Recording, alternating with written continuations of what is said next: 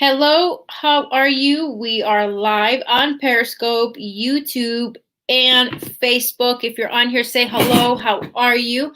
I am always curious to know, so definitely in the comments, where you're tuning in from. And believe it or not, today is day 29 of 30 Women, 30 Stories. We are close to finishing off for the month. I'm super excited. Not because I'm done, but I'm super excited just for you to continue to share these stories. It's a little sad because I love connecting with all these amazing women. But again, you can rewatch them on YouTube. So don't forget to subscribe to my YouTube channel at A Note for God. They're all up there already. And again, like I said, we are actually broadcasting live on Periscope and YouTube and Facebook. So you can actually watch them right there. But what I love about subscribing to my YouTube channel is that you're able to see them over and over. I would highly encourage you for the month of October to listen to one each day, because if you weren't able to catch them on the live, that's okay. Just go back and watch one a day. And I say that because they're usually between 45 minutes and an hour, just depends, but it kind of gives you that just 45 to an hour time to listen to the story.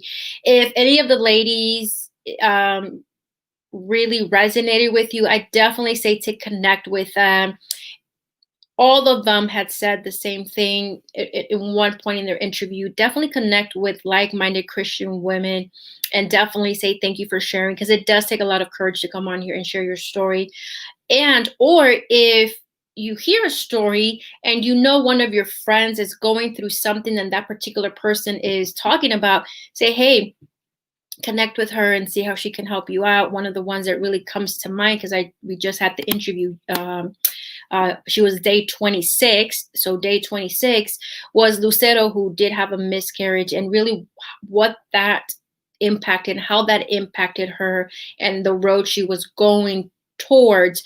So if you know somebody who's going through that and it's taken the wrong road, definitely go to day 26, copy, paste the link and send it to her. And then you will hear her testimony, how she really came out of that depression.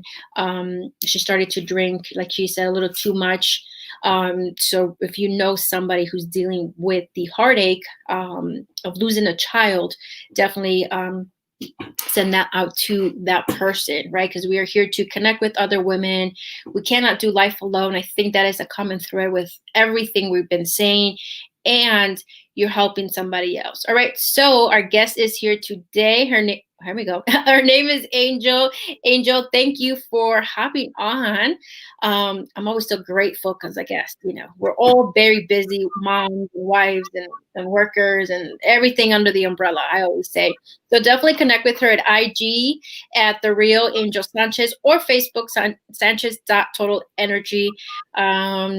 So like I always say, definitely connect with these women because they're all amazing. Thank you for coming on, Angel. You're welcome. It's good to be here. Thank you. All right, so let's get started. Of course, my always disclaimer, I have 2 young kids. They come on as they please, even though they're told to stay in the room and do activities, but it is what it is. So we get right to it. So give me a little bit background of your childhood. Okay. Perhaps, if that's where it kind of stems, a lot of them say that's where it comes from. And then what events led you to really surrendering and giving your life to Christ? And we'll go from there. Okay, so I was born in Albuquerque, New Mexico.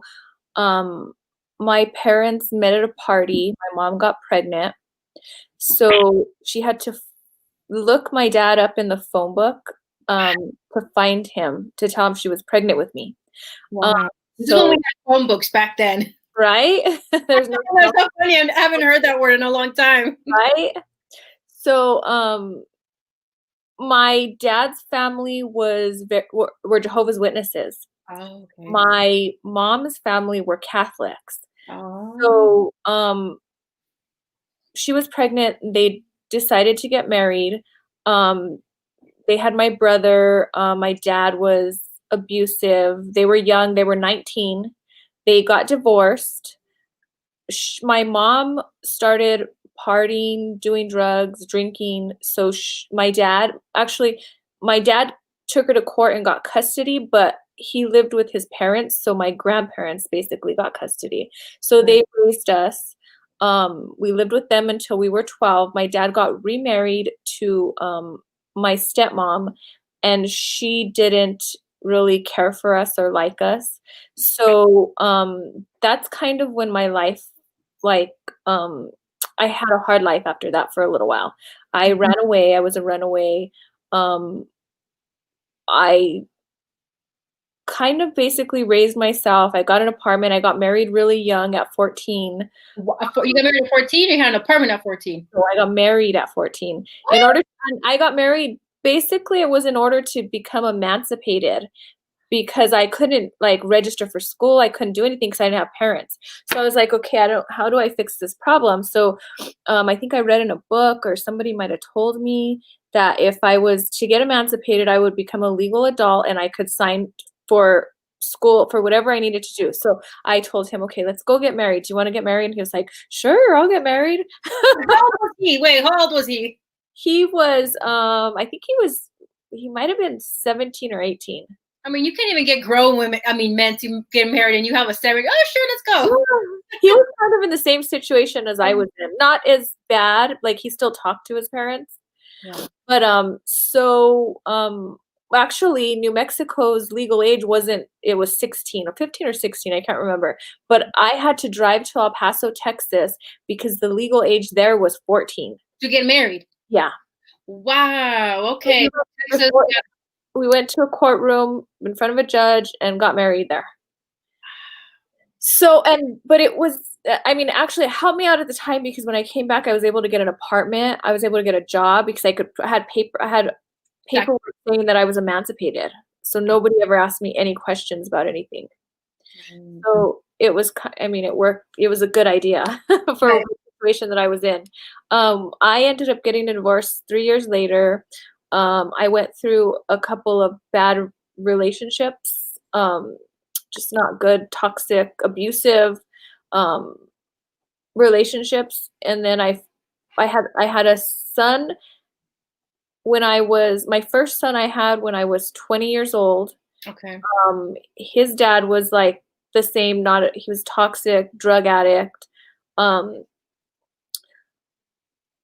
I had my son, and then I decided, okay, I don't want to be with toxic guys. I want to raise my son in a good environment. I want a healthy relationship. So I spent the next few years, really like working on myself and deciding what I wanted and figuring out what I wanted and looking for that. So my son was about 5 years old when I met my husband now. Mm-hmm. Okay, so let me go back a little bit. So before he was born, I used to like party. I did some drugs. I bartended. So I sold a lot of pain pills. I drank, like, I just party.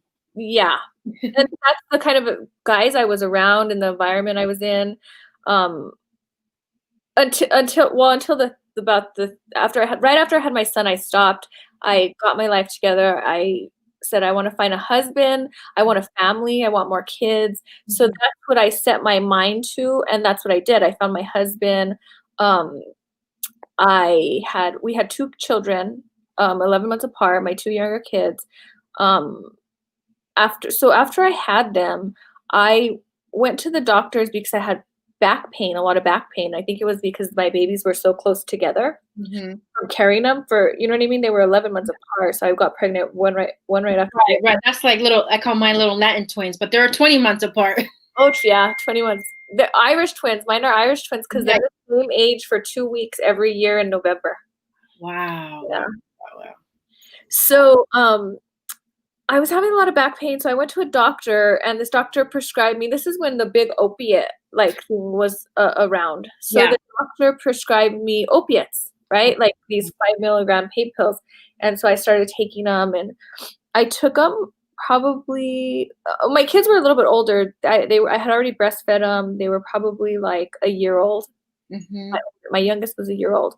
So I started taking these pain pills. After a few months, and I didn't really know anything. Well, I knew about them because I sold them, but I had never taken them before. And I didn't really know like how addictive they were. So when I was like, I don't want to take these anymore, it'd been like 3-4 months that I'd been on them. And I tried to stop taking them and I felt really sick. Wow. So I went to the doctors and I was like, why am I sick when I'm trying to quit, when I try to stop taking these? And they were like, because you're probably having withdrawals. They were like, and I said, well, I don't want to take them anymore. I don't like the way they make me feel. I just don't want to be on them. So they prescribed me this medication that doesn't get you high, but takes away pain. Okay. And so I started taking, and they told me, oh, it's not addictive. You can get off at any time. And when you switch, you won't have any symptoms at all of withdrawals from the opiates. So I was like, okay, fine, I'll take them. So I started taking them. And then about like, I don't know, 6 months later, I said, okay, I don't want to take I don't really want to take these anymore either. So I just looked them up to see like what was going to happen. Or I don't know if maybe I tried to stop and I got sick, and then that led me to look them up online. Mm-hmm. And when I looked them up online, I like read these like horrible stories about people who couldn't stop taking them. Wow. And so my babies were little. I was like, I can't be sick. I don't know what I'm going to do. So I ended up staying on them for like 6 years. Wow. And I tried to wean myself off of them, but I got down to like taking a 0.5 milligram a day. Mm-hmm. And that's as low as I could go. And then I would start to get sick. So I just stayed on that 0.5 milligram for the whole entire, from that 6 months, I weaned myself to 0.5 milligram, which is a low amount. And then I stayed on that amount for like 5 years.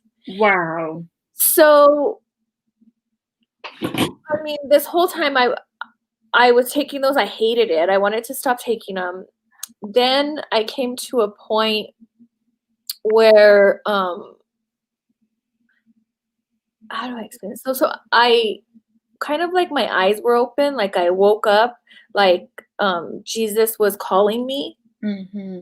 And all of a sudden I had this like need to know God. Like I wanted to get to know him. Like growing up as a Jehovah's Witness, that what I was taught, because I was raised a Jehovah's Witness. Yeah. And so at first it was like, well, is that what I do? You know, like, do I go look for him there? Right. And, that didn't feel right. Like in my heart, it was like, no, that's not where he's at. Right. So, I was like, okay, so I'm gonna do this. I'm gonna look for him. I'm gonna search for him. I'm gonna seek him. Right.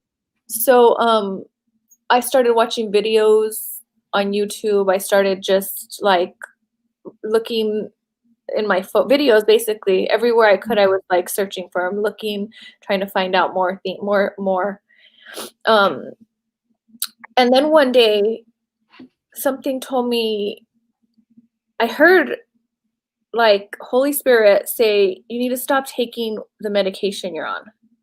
And that frightened me. That was the scariest thing like ever. Because I tried to do it before. I couldn't do it. I was scared to be sick. Like, so I said, okay, if that's what I have to do in order to find Jesus and find God, that's what I'm going to do. Yeah. So like the next day I stopped taking it. I was sick for literally 45 days straight. Wow. Like sick, like the flu, like you're dying sick. Yeah. I mean, okay, so actually it was only 11 days dying, and then the rest of the time, like, I couldn't move. I couldn't go downstairs. I couldn't eat. It's still going through withdrawals. Yeah, my body wasn't functioning properly, and I guess apparently, like your heating and cooling system, it tries to it throws it off when you're taking it.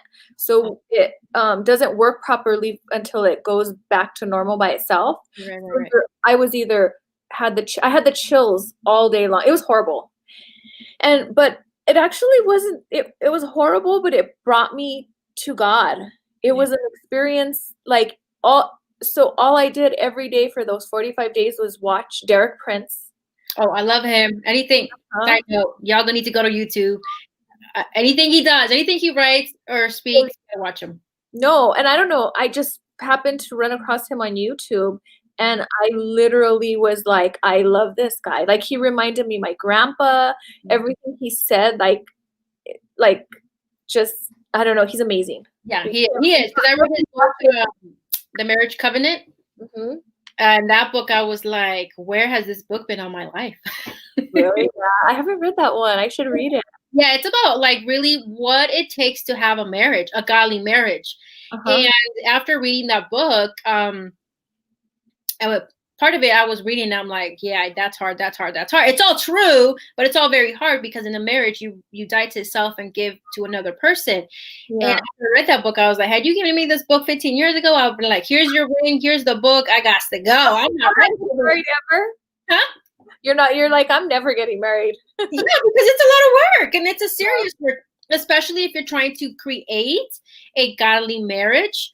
Anybody can get married and not have a truly happy marriage, but if you want it to be successful, especially in God's eyes, it's a lot of work. Yeah. And then I was like, I'll be single. I don't care.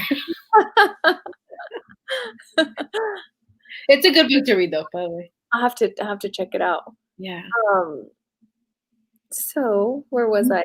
You said you were on YouTube. You found him. Yeah, so then I found deliverance, right? I found deliverance ministry. Actually, I heard Derek Prince talking about, I watched some of his video. So then I was like, wow, what's deliverance? And so I looked that up and I found some really amazing people. Sheila Zielinski, her videos I watched a lot. Let's see who else. And I found Refuge Ranch Ministry. I heard. Yep. He's good too. And so I started doing deliverance. And so with the medication, when you have withdrawals, some people have like these I forgot what they're called now, but like where you're depressed and where you can have acute post withdrawal for like a year, like, and you like literally can't get out of bed because you're so depressed. And and so I was really scared that was going to happen. And so I even called Refuge Ranch and I did deliverance over the phone for depression and for just healing. And that helped a lot. Like it really, really helped. So I did all that. I did deliverance and then I started reading the Bible every day. Yeah. And that's when I was saved, was a video that Derek Prince did in the bathtub with chills, withdrawing from medication. Wow, that's different. I never heard of that one, but it's different. But I like, it's so funny that all these like day 27, 28, now you're 29. I like how God really intertwined that deliverance. I mean, I've talked about deliverance and the other ones, but to have it back to back to back, it's so amazing. And I think I was talking to Tweenie and Jesse about it. It's people assume that deliverance session, like you have to be demon possessed and crawl, and all these images that we have, but it's really not. I highly, like you did, I would highly suggest anybody to get a deliverance session because it's you may think you're okay and right, but there's a lot of things we hold on from our past that we kind of forget or suppress, and then that comes out. Because I've had 2 deliverance sessions too, so I would highly recommend anybody to get one. I do deliverance probably like once a week now. Oh, good, girl, good. Maybe I should. Sure.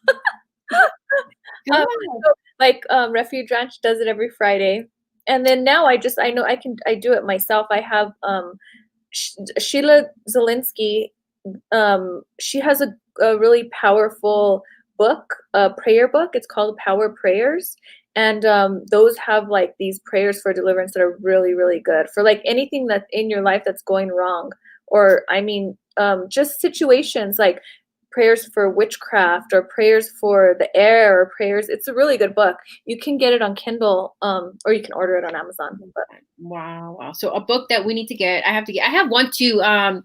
From Beth Tucker. That's one of the pastors that did deliverance on me, and she has the same like a book like that you mentioned, where it's like for witchcraft or any kind of religion that you were prior to. well, yeah, that's one too that I struggled. That I think was, generational curses Yeah. and the spirit of religion, because being raised as a Jehovah's Witness, they're considered like, by definition, they're considered a cult. Oh. My family are good people, and like I'm not here. You know what I mean? I'm not Right. everybody. I don't want to say they were. My life was never bad. I mean, with my grandparents, Yeah. they're the ones who are Jehovah's Witnesses, and my aunt and stuff. But they just, that religious spirit is, I think, of like a stronghold. Oh, it is very much because I was brought up Catholic. Yeah, baptized, everything that goes with it, and just seeing, now being outside and seeing in, it's very much, it is a religious, but it's so much. I always felt like it wasn't paying attention or focusing on God. It was so much like, Their religion. yeah, it's what. Go You're ahead. right. Sorry. And Jehovah's Witnesses are like Catholics, but religion was built to oppose the Catholics, basically. Like, they don't believe Jesus died on a cross. Do Jehovah Witness believe that he's like just like a prophet? I'm not really familiar with Jehovah Witness. No, they believe he's the Son of God, but they don't really ever talk about him. They're just like, he's the Son of God, and they use him in prayer. At the end of prayers, in Jesus' name we ask for this. Yeah. They believe he did a lot on earth. They actually, you know what they believe is he used to be an angel in heaven, like Michael, and Okay. he came down to earth as God's son. Okay. And so him and God are not the same. They're not the same. They're two separate people. And that's what they believe. And don't they and don't didn't they take a few things away from their Bible? I'm not sure. They wrote their own Bible. Okay, I was gonna say, wait, I know there's few of them. Yeah, they wrote their Bible. Who decided to think, oh, I don't like this, I don't like this, I don't like this. Well, and then it's interesting. What I find interesting is, like, whenever I first started my journey, when I was looking for Jesus, right? I went and researched, like, who is the person who where did this religion start? Where did this religion come from, right? So I went and researched that. I looked at everything there was. I found all of who started it, and the guy who actually was the founder, I guess you would call him the founder. Yeah. The religion was there were two of them, but they got in a fight, but one was an encyclopedia salesman. And it's funny because they go to door and kind of like sell, Yeah, like an encyclopedia salesman would. But the stuff that, I mean, you can even read court records of him being in court when he changed the Bible, and he said he knew Greek and Hebrew, and he was on the stand, and there's court records that he didn't know Hebrew at all. So he changed the Bible, or had the Bible changed with these other people, based on the fact that he knew a language that he didn't even know. Like, you know what I mean? Like, a lot of lies, and I'm like, okay, I'm not going to follow someone whose religion, you know what I mean, is founded, just made up their own religion because for whatever reason. based on lies, first of all. Yeah. So I was like, And yeah, so I found Jesus. I spent the last 3 years, I mean, like, in the Word. And I had read the Bible before, not the Jehovah's Witness Bible, though, not the Bible, right? Their Bible I had read, because that's what we did when we were little. That's all we did. It was like day and night, reading your Bible. You went to, they call them meetings, which is like church kind of. Yeah. And we'd go like 4, 5, 6 times a week. Wow. So yeah. They're very devoted. I would, I They're mean, they're very, very devoted to their religion slash book. I mean, I always think that too. Imagine if they were that devoted to God as we were devoted to they are as devoted as they are to their religion. They were that devoted to God, to the true God. They would, I mean, that's yeah, devotion, but that's true. And I have the same thought too, because I was like, wait, well, even as Christians, I'm like, not that they're one thing that they are very set on. I mean, when they go to church, they go do their service, they're very devoted to that. I know because I read this. They don't celebrate, like, for example, Halloween, and we can go through a whole thing. They're very much like they don't it's not negotiable. You know what I mean? yeah. And you see with a lot of Christians, it's like, well, it's like if they are so non-negotiable, why can't you as a Christian be not negotiable? You know what I mean? Yeah. Which we see that all the time, but that's for another time. So then you started really giving your life to God. You said you got saved in your tub. Yeah. I've never heard that Videos one. on my phone in a hot bath because I was always cold. So I like lived in the bathtub. I would take like I don't know, 5 baths a day just to like regulate my body temperature because I would go really, really, really cold, and then I'd get really, really hot. So yeah, and like I had leg pain and stuff. So yeah, I was in the bath like all day long. And this is all because of the the medication pills that they put you on due to your back. Yes. So it was the withdrawals from stopping that medication. So now I take no medication at all, zero. Good, good. A lot of people are quick to take pills, but Well, like, it's because we believe that doctors are, you know, that they're trying to help us. yeah, And they're actually now now they're this was a long time ago too. I was like, yeah, doctors, you go and you tell them your problem and they fix you. yeah. It's and they have your best interest in mind is not the case. It No, wasn't the case. It's still not the case. it's still not the case because they have the best interest for their pocketbooks and Yeah. themselves, um not for the person. Yeah. And they try to fix you, but then if you really look at it, it's like a practice. They don't really know what's going on, so now we have to do experiments, and let me give her this pill to see if that fixes it. Let me give you that pill, Right. which in itself is kind of scary because if I'm telling you, whatever hurts and you don't know, but let me experiment with you and give you this, you're like, wait, I'm not going to take anything. How about that? Right? Yeah, it's exactly how it is. My daughter has her TV all way. Alrighty, so let's get to the questions. Advice you would give women that are going through the same thing you went through.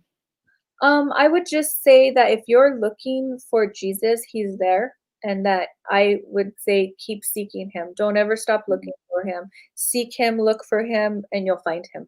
Yeah, that's what a lot of the ladies are saying. Like, continue to seek because most of the time we're trying to fill a void with other things, and you know those other things are not going to fill that void.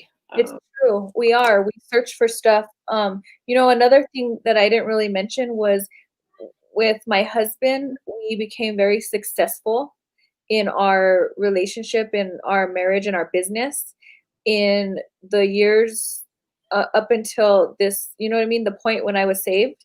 And I was happy. I had everything that I could ever want, but I really wasn't. Like it was never enough. Right. Always searching to fill a void that Yeah. couldn't be filled and was never going to be filled. And the only thing it's filled now because I have Jesus. Yeah.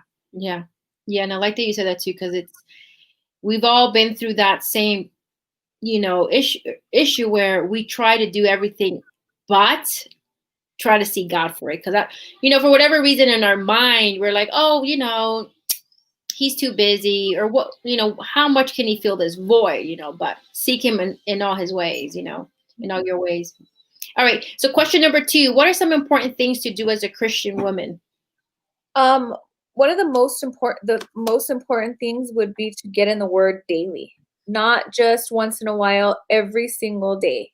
and to make it a habit and just do, I mean, I read the Bible. I listen to an app Mhm. every single day. I do Bible reading, then I read Proverbs. I read the Proverbs for the day. Yeah, we were saying that. Yeah, Today would be Proverbs 38, and 30. then yeah, 30 for the 30th. Yeah. Yeah. And then I do the Bible reading, the front to cover that. So I do it like 3 times a day. But even if you just did it once a day, that is like, if you want to be, you need to, if you want to be close to God, you need to draw close to him and he'll draw close to you. Yeah, that is so true. If you want to build that relationship with him, you have to take that time.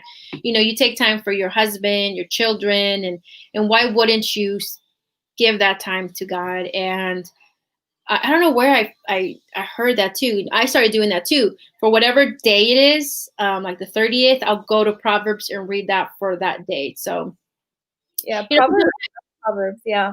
yeah. Go ahead. Oh, go ahead.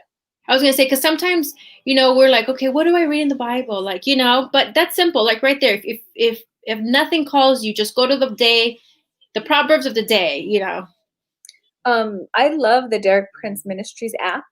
So you go in there and they have a Bible reading every day, and it's from the Old Testament and the New Testament that kind of align with each other, like go together. Yeah. Oh, It's like 15 minutes.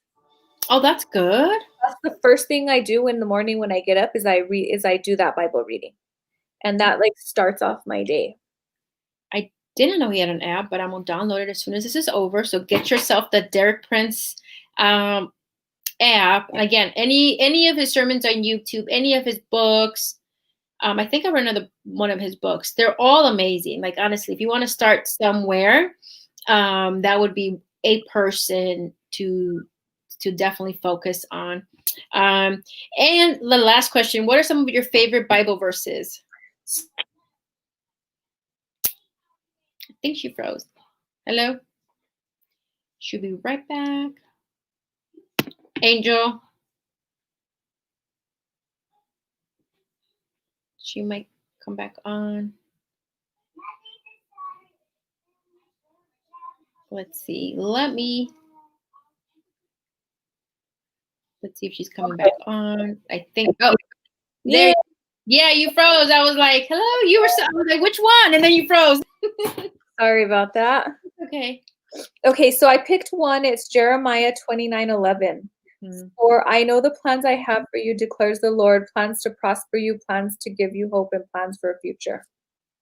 That's one of my favorites. That is one of my favorites recently. It's so funny because I was telling this to, hold on one second. I'm sorry. Hold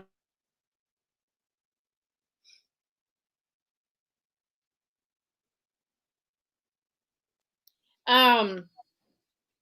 It was so funny because I kept on seeing it. And then apparently I went to Hobby Lobby one day and bought one of their little frames with the Bible scripture. It was like a metal wood. And because I didn't hang it that day, I kind of, left it in the bag in my bedroom.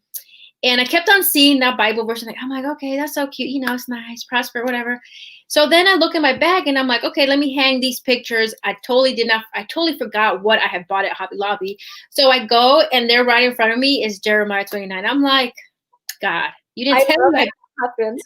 Yeah, I was like, you didn't tell me. Well, I knew I bought it back then, but then I was like, it's just like God to be like, hello. But so now it's hanging in my room. But I definitely like that verse. Definitely like that verse. Let's see. Okay. There we go. Perfect. So thank you so much for sharing your story. And put it back up here. Definitely connect with Angel. She's on Instagram at @realangelsanchez, Facebook, Sanchez.totalenergy. Definitely connect with her, especially, or if you know somebody who's going through what she went through with the medication and stuff like that. She can relate to that and kind of give you guidance on what to do. So like I said, if any of these ladies are connecting with you, I would definitely reach out to them. Angel, thank you again so much for taking time today to come and share your testimony. Thank you. Have a good night. You too. Bye-bye.